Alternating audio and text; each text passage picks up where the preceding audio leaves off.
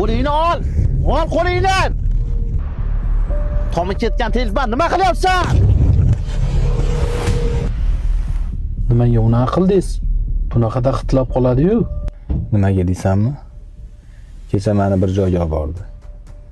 Bular bir kishi emas ekan. Bular ko'pchilik ekan. Hali tagiga yetaman. Asabiylashib o'zimni bosib turolmadim. Rolga yopishib avariya holatini keltirib chiqarmoqchi edim. O'xshamadi.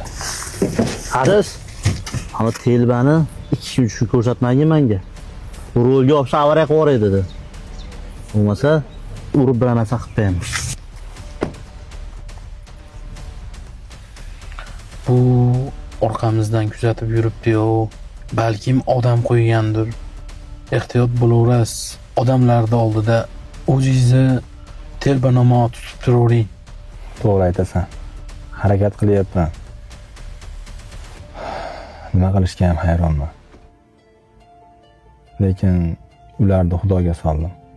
Hali bu qilgan ishlaridan afsuslanishadi. Tabib uydamikan? Uyda bo'lsa kerak. To'xtab tur. Hamma mashina o'tib ketib olsin. Bo'ldi, tushdik. Tabibga bitta savollarim bor.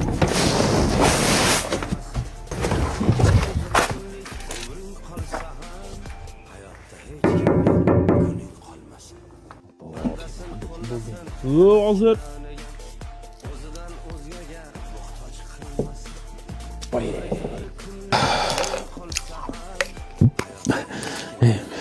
nima keldilar yana?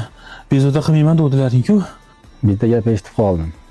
Sizlar hammalaring bitta jamoada ekansizlar. Bu gaplarni qo'ysangiz-chi. Men shunchaki ular tomon bo'lib turibman xolos. Baribir hamma narsa pulga taqaladi. Ichingizdagini ayting. Nech pul so'raysiz menga ishlash uchun? Ijoratga qo'ydilaring. To'g'risini aytsam, sherigingiz $10,000 bergan. Siz shu 15,000 bera qoling. Boshliq, menda ham, sizda ham 15,000 pul yo'q. Pulni qayerdan olamiz hozir? Amakimnikiga hayda 6-marta umraga ketishyapti ekan oilaviy. Puli bordir.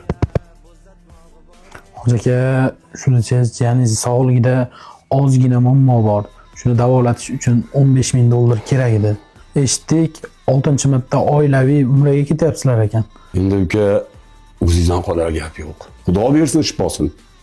Kasallik ham siz qilganingiz yo'q, baloga ham siz ro'para qilganingiz yo'q. Anoni oling, bu jiyaningiz amakisinikiga bordik.